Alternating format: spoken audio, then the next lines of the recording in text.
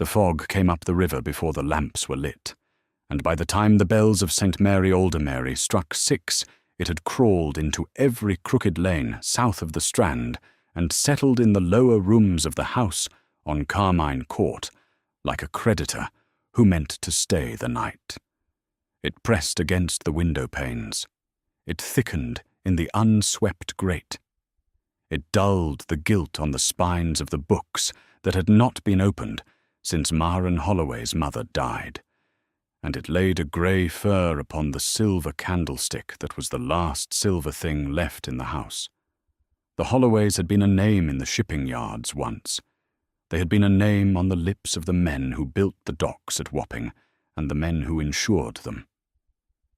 Now the name was a debt, and the debt had a face, and the face came up the steps each Friday with a leather pouch and an apologetic mouth and a hard, small ledger that knew nothing of apology at all.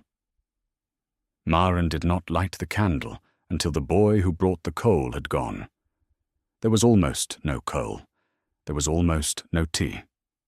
There was almost no anything, in truth, except the long habit of going on, which she wore the way other women wore lace, finely and without comment. She was 23. She had a face that strangers thought plain until they tried to leave it, and then they found they could not quite say why their eyes returned. Her hair was the colour of wet straw, and she pinned it back without ornament. Her dress was the grey wool she had cut down from her mother's travelling cloak 2 winters past, with a small mended place at the cuff she had taken pains to make even, because if a thing was to be mended, it should be mended honestly. She did not cry. She had not cried since she was 15, and her father had come home from the warehouses with the news that the brig Arcadia had gone down off Madeira and taken the family fortune with her. Tears had seemed, even then, an extravagance the house could not afford. Her father sat now in the front parlour, in the chair he no longer rose from before noon. Caspar Holloway had been a tall man once. He had grown small inside his coat. The brandy that he was not supposed to have stood half full upon the table at his elbow, and his hand shook around the glass in the careful way of a man who has decided to call it cold and not fear. He looked up when his daughter came in, carrying the single candle, and his eyes were wet, and her eyes were not. And between them passed the silent old understanding that one of them would manage and the other would be managed, and that this had been the arrangement for so long now it could not be otherwise. "He has written again," her father said. "I know," said Marin. "Tomorrow he calls. In person." "I know," she said again, and set the candle down and turned the wick so it would not smoke. She had known since Tuesday. The footman of the great house on Bedford Square had brought the note himself, in livery so fine it had embarrassed the doorstep.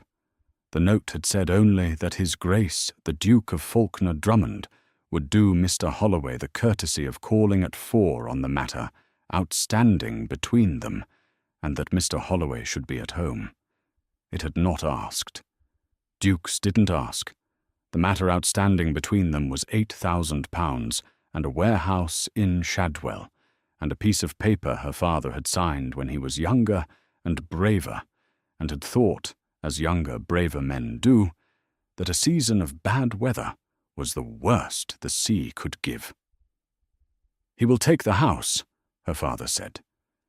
"He will take what he is owed," said Marin, which was not the same thing, and they both knew it.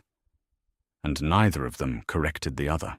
She sat across from him and folded her hands in her lap and looked at the fire that was not a fire, and she thought, with the small, clear part of herself that did her thinking, that there was nothing left to sell except the candlestick, and that she had been saving the candlestick for an emergency, and that perhaps the emergency had at last arrived.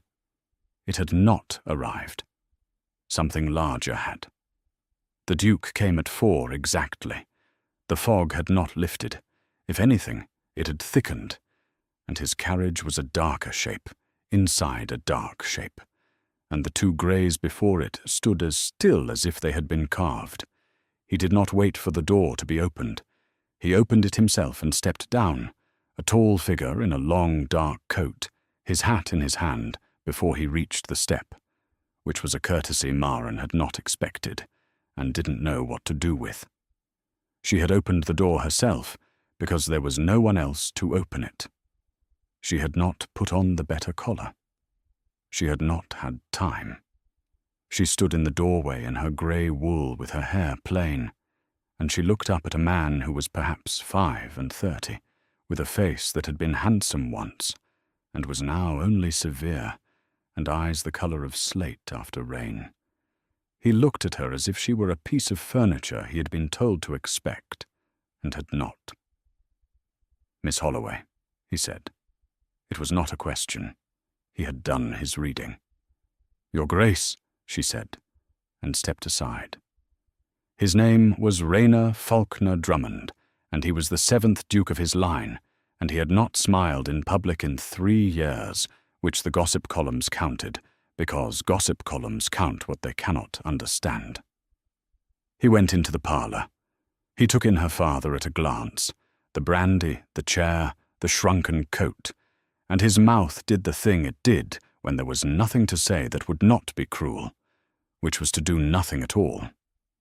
He sat without being asked. He laid his hat upon his knee. He opened, with one gloved hand, a small folded paper from his breast pocket, and set it upon the table between them, and Maren saw, even from across the room, that it was not a demand for payment. It was something else. It was a thing with 2 lines waiting to be signed. "Mr. Holloway," the Duke said, and his voice was quiet and flat, and carried as such voices do, "I have not come for the money. I know you do not have it. I have come to offer you a way out which does not involve the bailiffs, and which preserves what little remains of your name. The terms are these. You will give me your daughter in marriage. The debt will be discharged in full upon the signing of the contract. The house will remain in your possession during your lifetime. After that, it reverts to the estate. Your daughter will live in my house. She will bear my name. She will not be expected to bear me children. She will sign 2 papers tonight, the contract of marriage and an agreement of separation, to be executed at a date of my choosing, at which point she will leave London with a settlement sufficient to keep her in modest comfort for the rest of her life. Sign the papers and disappear. Those are my terms. You have until I finish this glass of water to accept them." He did not look at Maren while he spoke. He looked at her father. Her father looked at her. The candle smoked. Somewhere in the back of the house, a board cracked with the cold. Maren did not move. She had been listening to the proposition the way she listened to the rain, attentively and without protest, and when he had finished, she found that she had already understood the shape of it, and was only waiting to be addressed.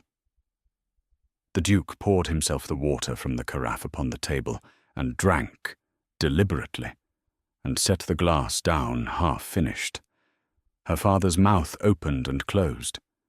The Duke turned his head, at last, and looked at her. "Miss Holloway," he said, "you are the one who will sign. I would prefer the consent be yours." She held his eyes. She did not look away. She did not flinch. She thought, distantly, that he expected her to bargain, or to weep, or to refuse and then to weep, and that he had prepared himself for all 3. She thought he had not prepared himself for the 4th thing. "Why me?" she said. The Duke considered her for the length of 3 slow breaths. "Because you are not what is expected of me," he said, "and because what is expected of me would ruin a child." She did not understand that yet. She would. She nodded once. She walked to the table.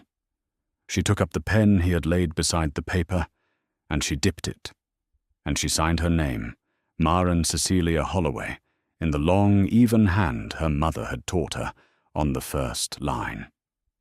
Then, without lifting the pen, she signed it again on the second line, with the same steadiness, the same care, the same refusal to tremble. The Duke watched her hand. When she set the pen down, he was looking at her, not as one looks at a piece of furniture, but as one looks at a door one had thought painted shut and fines, on testing, to swing. "It is done," she said. "It is done," he said. Her father made a small sound that might have been weeping and might have been relief, and she did not turn to look at him, because she had decided, somewhere between the first signature and the second, that she would not allow herself any softness until she was alone, and that being alone might be a long time coming now. The house on Bedford Square was the largest private house she had ever entered, and it received her in the manner of a museum receiving a coat. The footman took her trunk, which was small. The housekeeper, a tall woman in black named Mrs. Engström, took her cloak, which was grey. The hall was marble, and the marble was cold, and the cold went up through the soles of her boots into her ankles. And she thought, this is a house with no heart in it. And she thought it without bitterness, only as one notes the weather. She was led up a staircase that turned twice. She was shown into a suite of rooms at the eastern end of the upper floor, 2 rooms and a dressing closet, all done in pale blue silk that had faded almost to grey at the windows. A fire had been lit. There were fresh flowers in a vase upon the mantel, white roses out of season, which she understood to be a courtesy of the house, and not of the man. Mrs. Engström stood in the doorway with her hands folded and her face composed in the careful neutrality of a senior servant who had served 3 generations and intended to serve a 4th. "His Grace dines at 7, Mrs. Engström said. "He has asked that you join him this evening. After tonight, you will take your meals as you wish. The bell pull is by the bed. The maid assigned to you is called Pia. She is young, she is honest. If she is impertinent, tell me." "Thank you," said Maren. "Your Grace," said Mrs. Engström, and inclined her head, and Maren understood with a small lurch that she was now that thing, that the word belonged to her, that there would be no part of any day for the rest of her life in which she was not your Grace to someone. The housekeeper turned to go, and at the door she paused, and without turning back she said, in a voice pitched only for Maren, "The west wing is not used. It is not to be entered. His Grace prefers it so." And then she was gone, and the door was closed, and Maren stood in the middle of the faded blue room and listened to the house breathe around her, and she heard, very faintly, somewhere far off through wall after wall, the thin, clear sound of a child coughing. She did not go to find it. Not yet. She had been a wife for 4 hours, and she did not yet know the rules of the house she had married into, and she had learned long ago that knowledge gathered too quickly was knowledge that could be used against you. She unpacked her trunk. She laid the 2nd grey dress in the wardrobe beside the 1st. She set her mother's prayer book upon the table by the bed. She washed her hands and her face in the basin Pia brought, and she went down to dinner at 7 precisely, in the grey wool, with her hair plain. The dining room was 40 feet long. The table was set for 2 at one end, and the 2 places were laid so far apart that a footman had to walk 6 paces between them to pass the salt. The Duke rose when she entered. He did not smile. He did not speak until she was seated. The soup was clear. The wine was excellent. The silence was vast, and she did not try to fill it, because she had a sense already that he had expected her to try, and that not trying was a kind of answer. "You eat little," he said, halfway through the second course. "I am not used to so much," she said. He absorbed this. He drank his wine. He set the glass down with the precision of a man who broke nothing by accident. "There is a library," he said. "It is on the floor above this one. You may use it as you wish. The garden you may also use. The west wing is closed." Mrs. Engström told me. "Good." He looked at her then for the first time across the long table, and she saw that his eyes, which she had thought slate, had in candlelight a thread of green in them, like moss in stone. "You did not ask why." "It is not my house," she said. "It is not my business. If you wish me to know, you will tell me." He looked at her a moment longer. Then he lifted his glass, very slightly, in something that was not quite a toast and not quite a salute, and was perhaps only the first crack, the smallest crack, in the cold, smooth surface of him. And he said, "You are not what I expected, Miss Holloway." "I am your grace now," she said quietly, "if we are being correct." The corner of his mouth did a thing. It was not a smile. It was the almost of a smile, the suggestion of one, the place where a smile would have been if he had let it. He set the glass down. He did not answer. The footman brought the next course and took away the soup, and the long room filled again with the careful clink of silver upon porcelain. And somewhere upstairs, through 3 floors and 4 walls and a closed wing, the child coughed again, and this time she was certain she had heard it, and she did not let her face change at all. The days that followed taught her the geography of her new captivity, for she had decided, without melodrama, to call it that, since calling a thing by its name was the first step in surviving it. She rose early. She had always risen early. The house at that hour belonged to the servants, and to the long bars of pale grey light that came through the tall east windows of the breakfast room and made the silver look almost warm. She ate alone. The Duke kept his own hours and didn't appear at breakfast, and she was glad of it, because eating across 40 feet of mahogany from a man who watched her like a magistrate had not improved her appetite. She walked in the garden when the rain allowed, and sometimes when it did not. The garden had been beautiful once.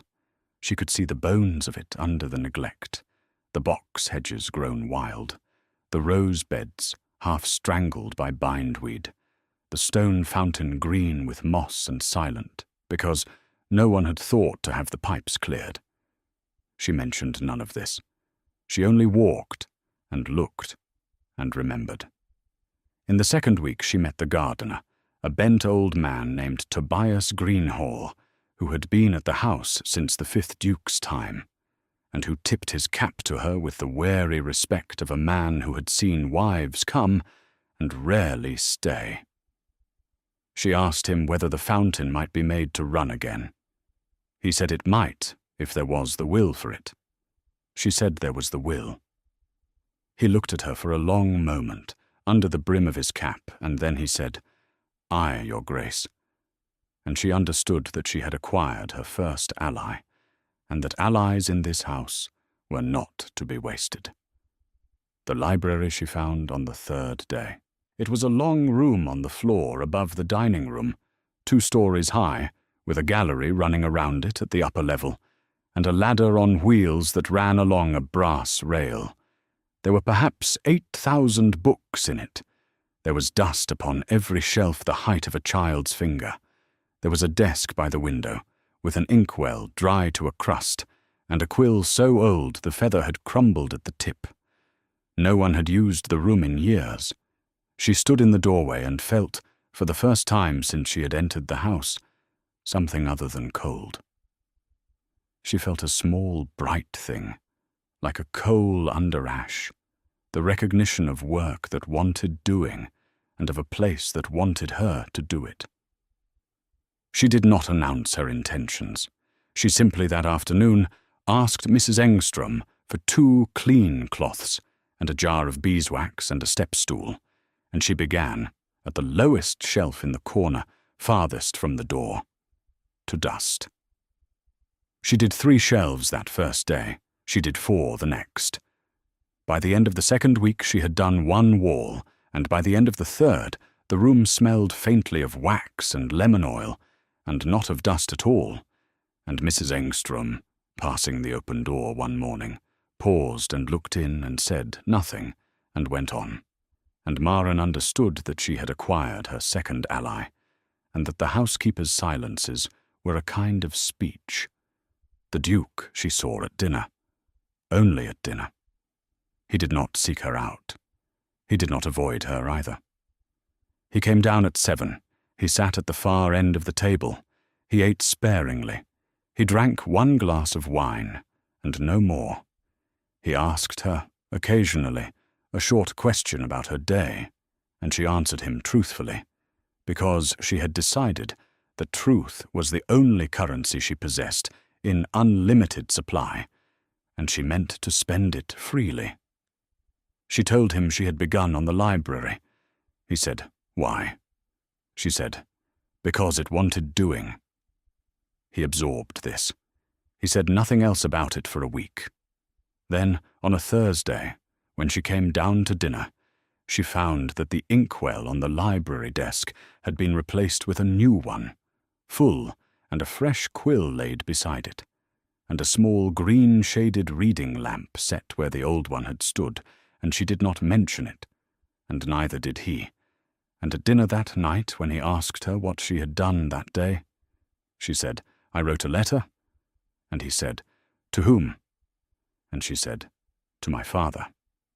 And he said, "Was the lamp adequate?" And she said, "Entirely."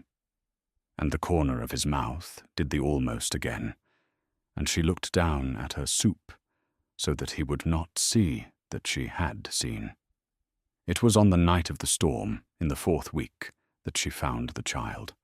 The wind had come up off the river at midnight, and rattled the windows so violently that she had risen to be sure the latch in her dressing-closet was secure, and standing there in her shift with her shawl about her shoulders, she had heard, quite distinctly through the wall, a small voice crying out, and then a low adult voice trying to soothe it, and then the cry again, sharper, fearful, the kind of cry that is not a child being naughty, but a child being frightened by something larger than itself. She had stood very still. The cry came again. She had taken her candle and her shawl, and she had stepped into the corridor in her bare feet, and she had walked, against every instruction she had been given, toward the west wing. The door to the west wing was at the end of a long passage, and it was not locked. She had expected it to be locked. She put her hand on the latch, and the latch lifted, and the door opened upon a corridor exactly like the one she had left, except that the sconces here were unlit, and the air smelled faintly of camphor, and of something medicinal she did not know the name of. She walked toward the sound. She passed 3 closed doors. The 4th was ajar, and warm light came from it, and the cry came from it, and she pushed it open with the flat of her hand. The room was a nursery. It had been a nursery for a long time. There were toy soldiers in a row upon the window-sill, and a rocking horse in the corner with its mane brushed and its paint chipped, and there was a small bed against the far wall, and in the bed was a child of perhaps 6 years, with hair so fair it was almost white, and a face flushed with fever, and turned to one side upon the pillow. A woman in a grey dress and apron sat by the bed, and held the child's hand. She looked up when Maren entered, and her face went through 3 expressions very quickly, alarm and recognition, and a wary calculation, and then she rose and curtsied, and did not speak. "He is ill," Maren said. It was not a question.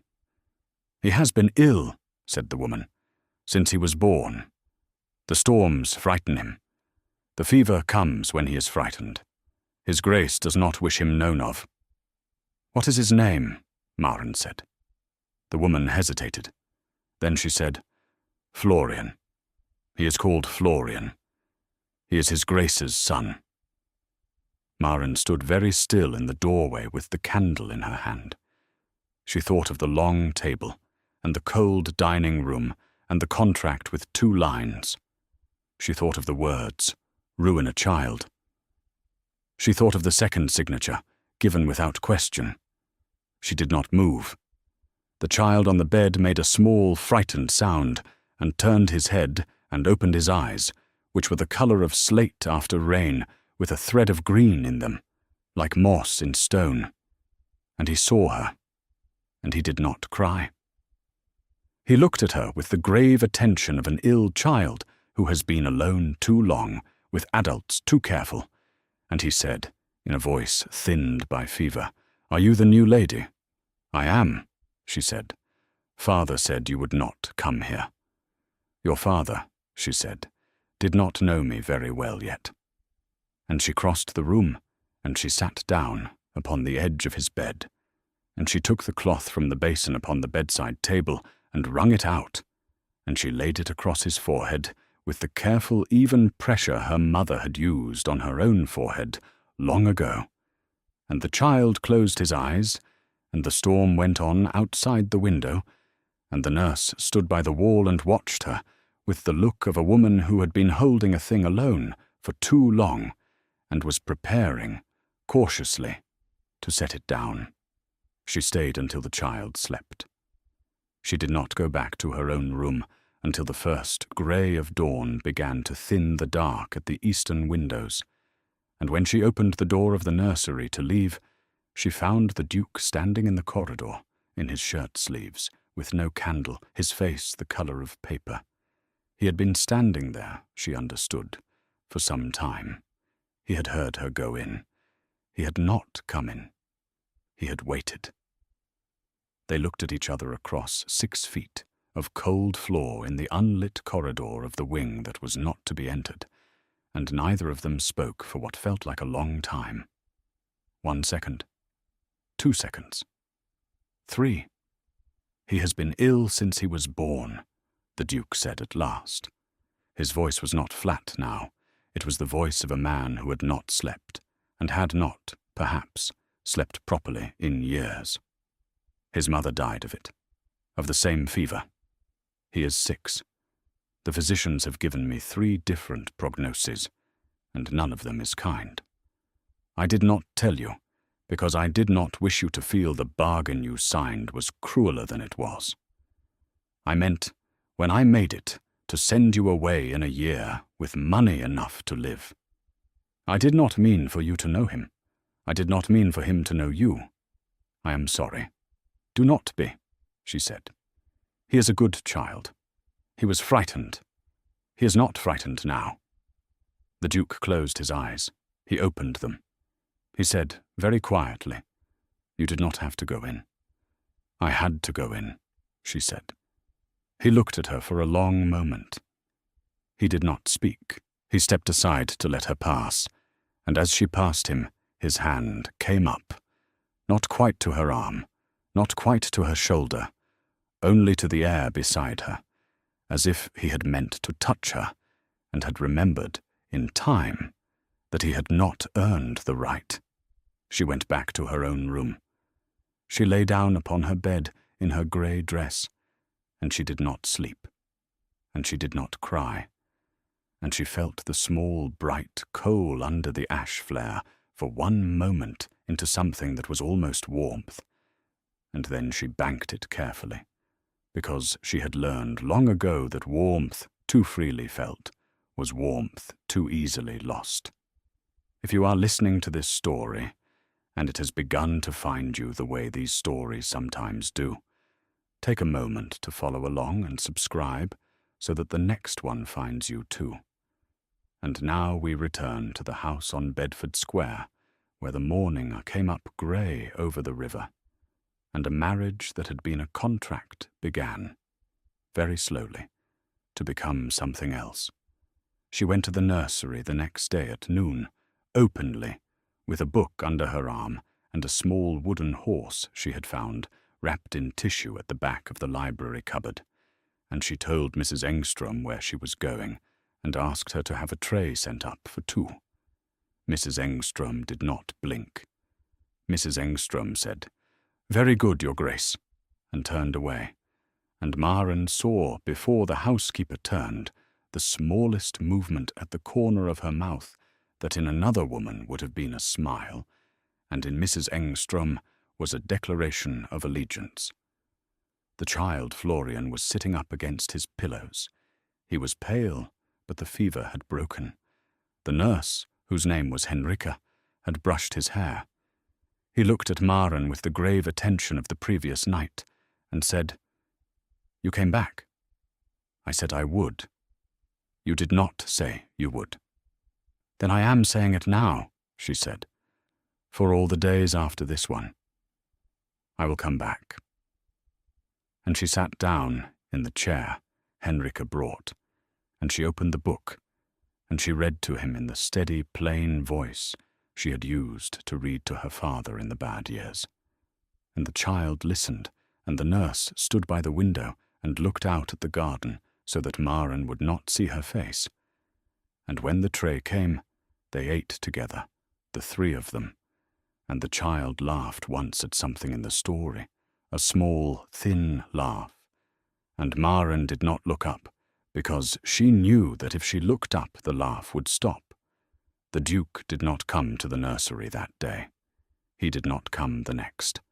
On the 3rd day, she found him standing in the corridor outside the nursery door when she came out, his hands behind his back, his face composed in the careful blank of a man who has decided he will not be the first to speak. She closed the door softly behind her. She waited. He said, "He asked for you this morning." "I know," she said. "I was here this morning. Before that. Before you came." "Oh," she said. He looked at the floor between them. He said, "I have not been a good father to him. I have been a frightened one. There is a distinction, but it is not one that matters to a child." "He is 6, she said. "Distinctions of that kind will matter to him later. Now he only wishes to know that you are not afraid of him." The Duke lifted his eyes. They were very tired and very green in the morning light, and they held hers without flinching. "Am I that obvious?" he said. "To me," she said. "Perhaps not to others." He absorbed this in the careful, even way he absorbed everything she said, as a man weighing coins he had not known were in his pocket. Then he said, "Will you come down to the library this afternoon? There is a matter I would speak of with you. Not the bargain. Another matter." "I will come," she said. She went at 3. He was already there. He had taken off his coat, which she had never seen him do outside of his own private rooms, and he stood in his waistcoat at the long window with his back to the door, looking down at the garden, where Tobias Greenhall was on his knees by the rose bed, cutting back the bindweed, with slow, patient strokes of a curved knife. The Duke did not turn when she entered. He said, "You have set him to work on the roses." "He set himself," she said. "I only asked whether the fountain might be made to run." "It ran when I was a child," the Duke said. "My mother used to sit by it in the evenings. I had forgotten." He turned then. He looked at her across the room she had cleaned with her own hands, and he said, "You are changing this house." "I am dusting it," she said. "There is a difference." "There is not," he said quietly. "Not in this house. Not as it has been." He came away from the window.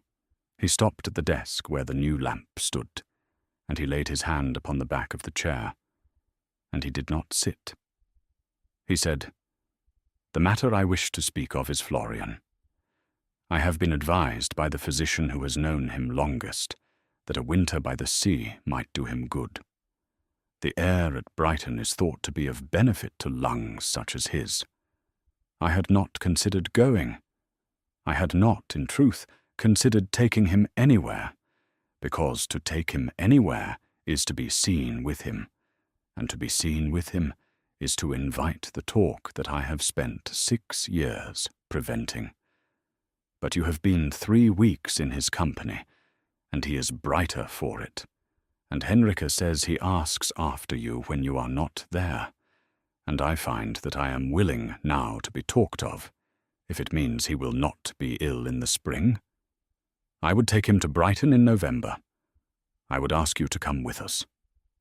She did not answer at once.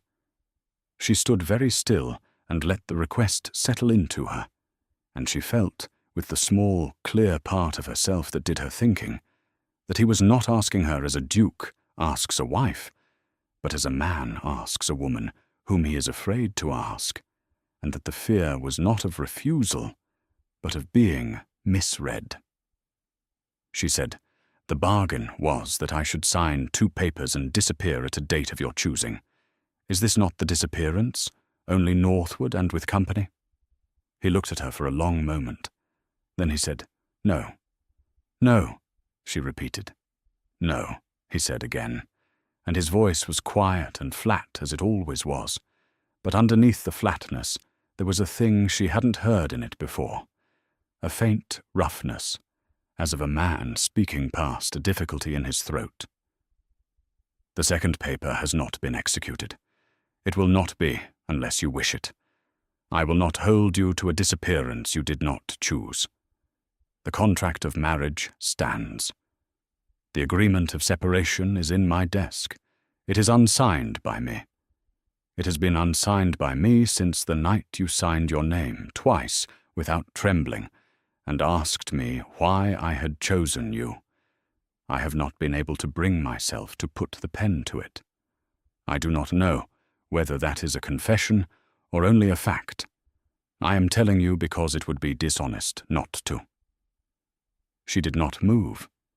She kept her hands folded before her in the way she had learned long ago, so that they would not betray her by being anywhere else. She said, "I will come to Brighton. That is not an answer to what I have said." "It is the only answer I have today," she said.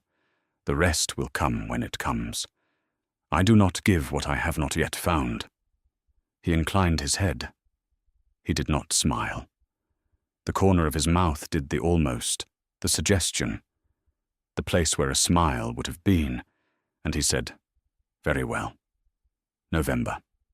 We leave the 2nd week." They did not go to Brighton, in the end, until the 3rd week of November, because the child took a small cold and the physician thought it unwise to travel, and during that delay, the thing that had been waiting in the wings of the season at last walked onto the stage of it, in the person of Lady Ottilie de Vere. She was a cousin of the Duke's on his mother's side, a widow at 28, beautiful in the cold, high-coloured way that the engravers preferred that year, with hair the colour of dark honey and a mouth that knew its own worth.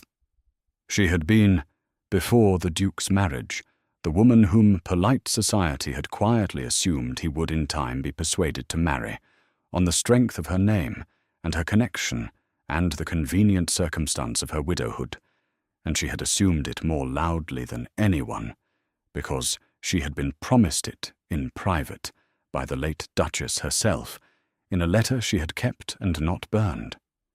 She had heard of the marriage by post, in the country, 4 days after the fact. She had returned to London at once. She had paid no call. She had instead, with the patience of a woman who understood that the best wounds are the ones a victim does not see being prepared, spent 6 weeks gathering her instruments. Now she was ready to use them. She came to Bedford Square on a Tuesday afternoon, unannounced, with 2 friends in her carriage and a third in a second carriage behind, on the pretext of paying her respects to the new Duchess and of bringing a small christening gift for the child she had heard, only that week, was in the house. The gift was a silver rattle in a velvet box. It was not, of course, a christening gift. The child was 6 and had been christened in private long ago. It was an instrument. It said, "I know you have hidden him." It said, "I will not let you hide him any longer."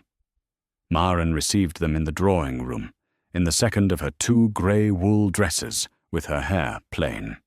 She had been warned by Mrs. Engström, who had met the carriages in the hall and had come up the back stairs at a run, that her dignity did not quite allow her to admit that the visitors were not friends.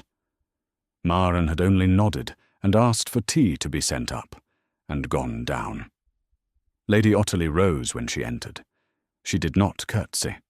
She came forward with her hands outstretched, as if to clasp Maren's, and Maren, who had her hands folded before her, didn't unfold them, and Lady Otterly's outstretched hands, finding nothing to clasp, came to rest upon Maren's shoulders instead, which was an intimacy not asked for and not welcome, and Maren stood still under it without flinching, because she had learned long ago that flinching was a kind of answer too. "My dear," said Lady Otterly, in a voice pitched for the room, "how brave you are. I have been longing to meet you.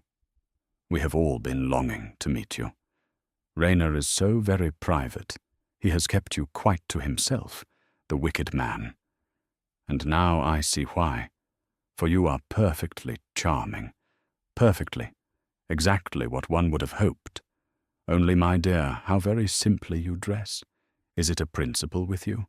I do so admire principles." "It is the dress I have," said Maren. The 2 friends behind Lady Otterly exchanged a small look. The third, coming in from the second carriage, paused in the doorway and took in the room and the dress and the absence of jewels, and her mouth did a small thing she did not trouble to hide. Lady Otterly laughed, a high, light laugh, and steered Maren toward the sofa, and sat down beside her, and arranged her own skirts with the careful, unhurried grace of a woman who had spent 20 years learning to make other women feel that they had no skirts at all. "We have brought a small gift," said Lady Otterly, "for the child." "There is no child of the house," said Maren evenly. "Your Grace is misinformed." Lady Otterly smiled. It was a slow smile, and a sweet one, and it did not reach her eyes. "My dear," she said, "you are loyal. I quite admire it.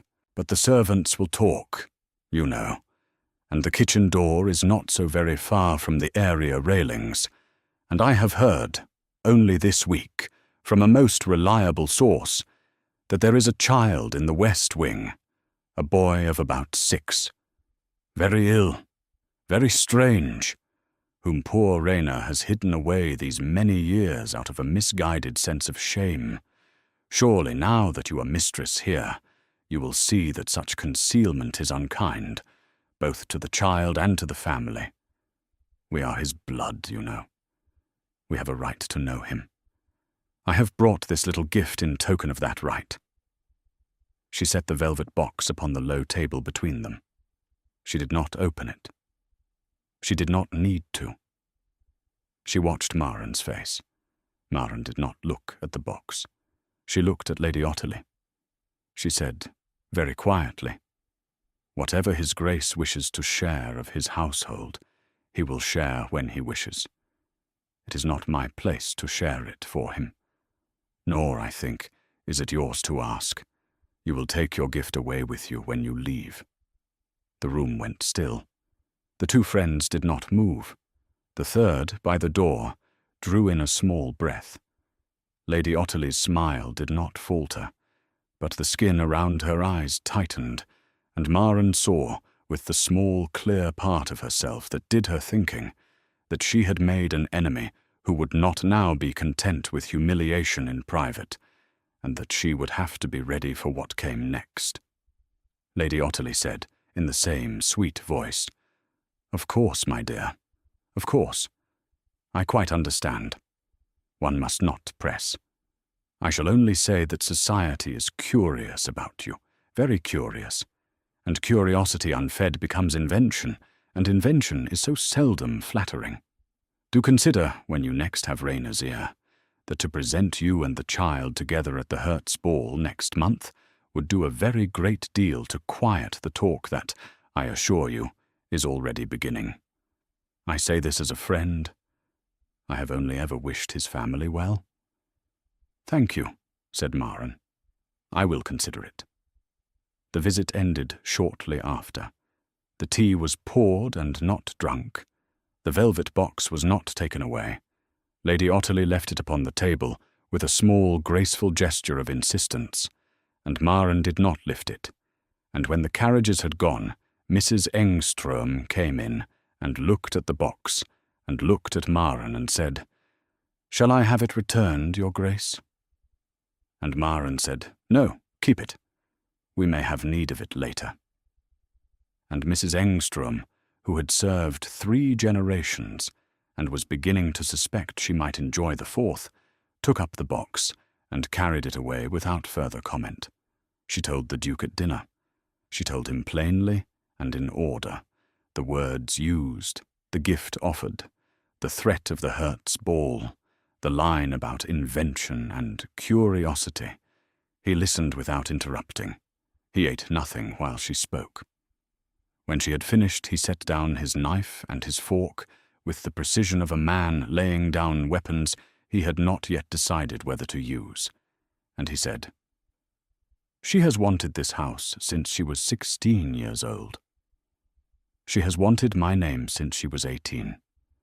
She has wanted Florian gone since the day he was born, because as long as he lives, he is between her son and the title, and her son is the cousin she means to put in my place when I have been disgraced sufficiently to make it possible.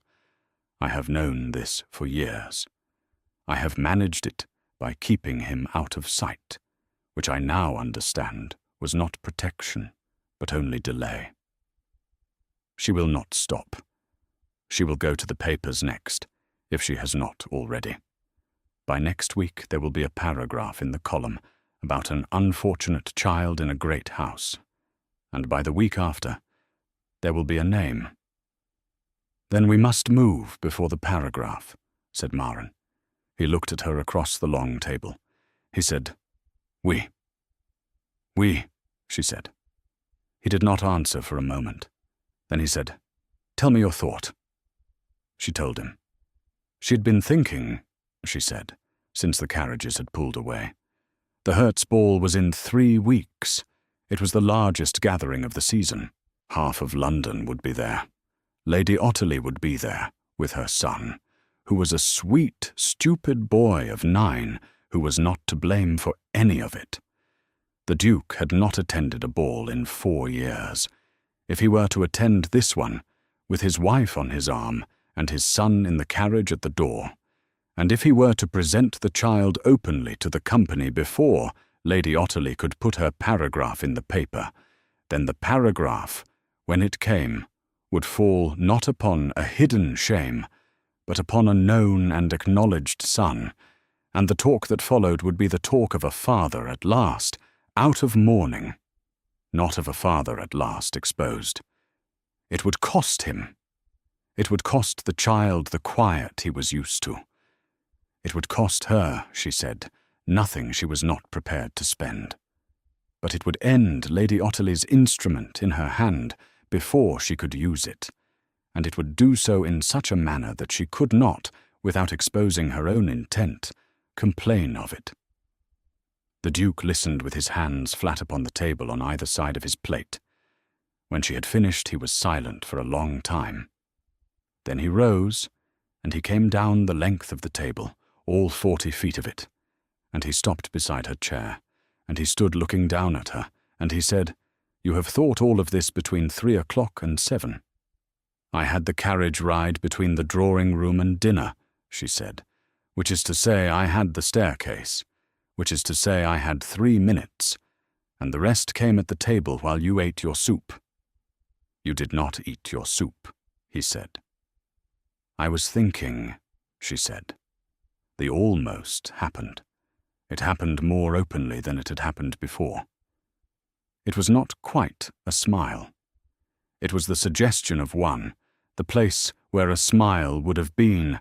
The crack widened a little further in the cold, smooth surface of him, and he said, "Then we shall go to the Hertz ball, all three of us, and the child shall wear his blue coat, and you shall wear a dress that is not grey, and I shall stand beside both of you, and dare any man in that room to say a word." "I have no dress that's not grey," she said. "You will have one," he said, "by Friday. I will send for Madame Levesque myself." "It is an extravagance," she said.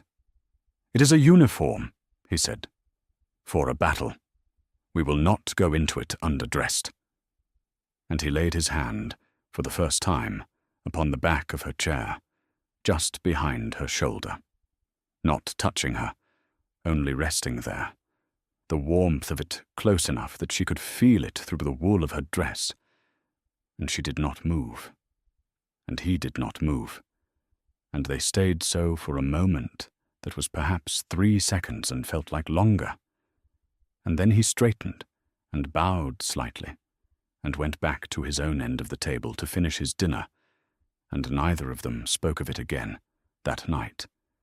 But when she went up to her rooms, she found that her hands, which had not trembled when she signed her name twice in her father's parlour, were trembling now, very faintly, as she unpinned her hair.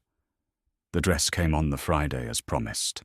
It was the colour of old wine, a deep red, so dark it was almost black in candlelight, and warm as banked coals in daylight, with a neckline modest enough to satisfy her, and a cut severe enough to satisfy him. And Madame Levesque, who was a small, sharp Frenchwoman, with pins in her mouth and opinions in her eyes, fitted it upon Marraine in the blue silk room, with Mrs. Engström standing by. And when it was done, Madame Levesque stepped back and looked at Marraine in the long glass, and said, in her accented English, "Madame, you have been hiding." And Marraine said, "I haven't been hiding. I have only been wearing what I had." And Madame Levesque said, "It is the same thing," and put another pin in the hem and said no more. The ball was on the 2nd Thursday of December. The Hertz house in Grosvenor Square was lit from cellar to attic.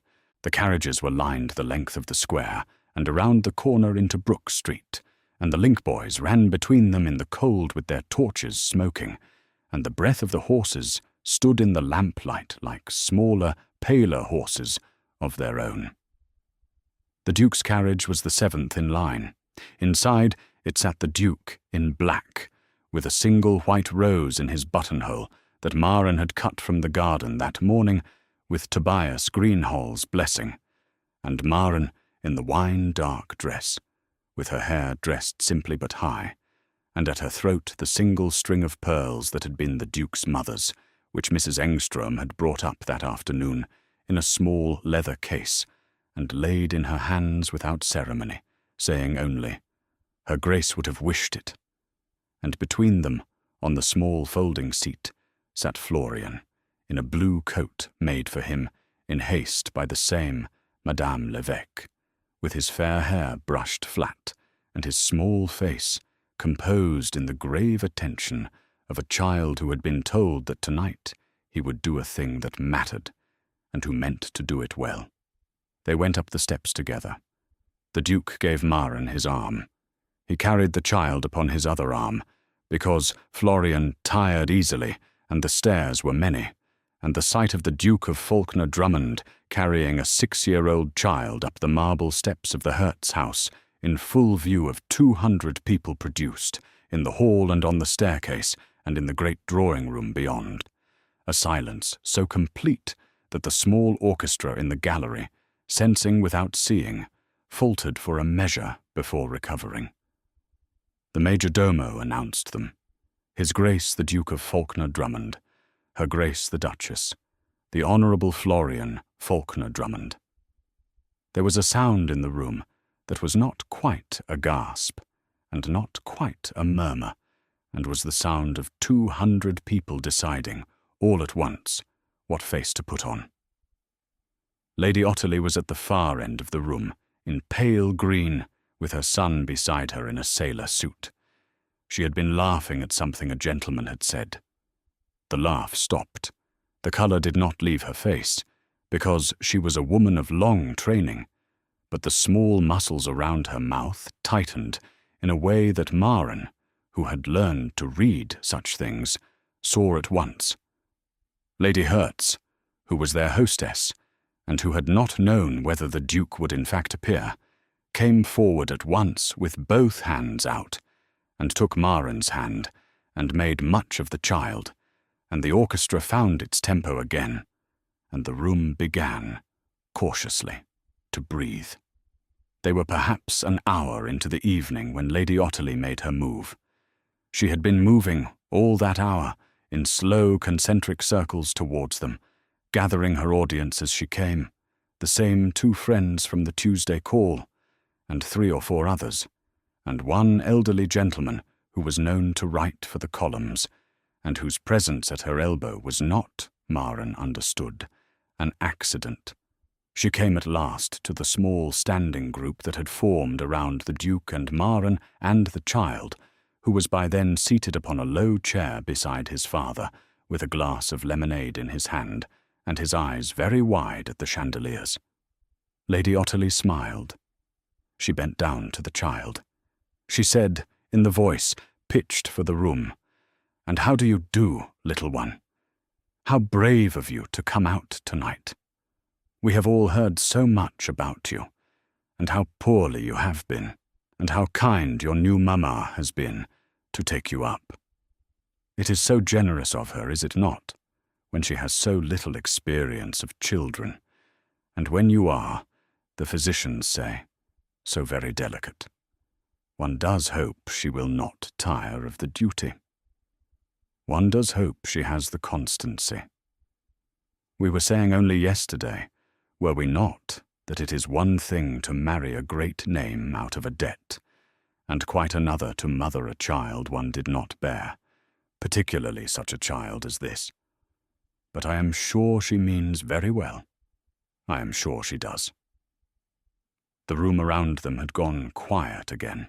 The orchestra played on, but the conversations in the immediate circle had stopped, and the conversations beyond that circle had grown thinner, and the gentleman from the columns had taken out, with the smallest possible motion, a small notebook, and the 2 friends were watching Maren with the bright attention of women at a hanging, and Lady Otterley was smiling down at the child, and the child, who was 6 and ill and had been brought into a room full of strangers, and told he would do a thing that mattered, looked up at her and did not answer, because he had been taught by Henrika and by his father, and now by Maren, that one did not answer such questions from such people.